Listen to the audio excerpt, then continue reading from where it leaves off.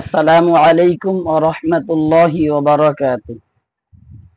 আজকে আপনাদের সম্মুখে হাজির হয়েছি আইয়ামে বীজের রোজা সম্পর্কে। রবিউল আউয়াল মাসে আজকে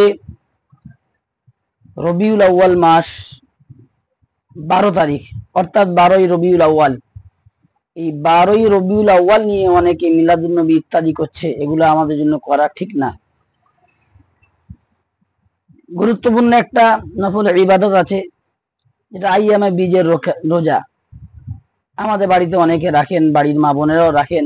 সেজন্য যারা আইয়ামে বীজের রোজা রাখতে চান, তো আগামী 17, 18, 19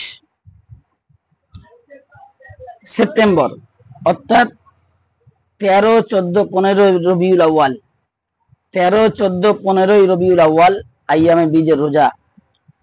ইংরেজি তারিখ অনুযায়ী আজকে 16 তারিখ, 17, 18, 19 এই 3 দিন আইয়ামে বীজের রোজা রাখা। যারা রাখবেন, বর্তমান কলকাতার টাইম অনুসারে আজকে সেহরি শেষ 4:03, কালকে অর্থাৎ দ্বিতীয় দিন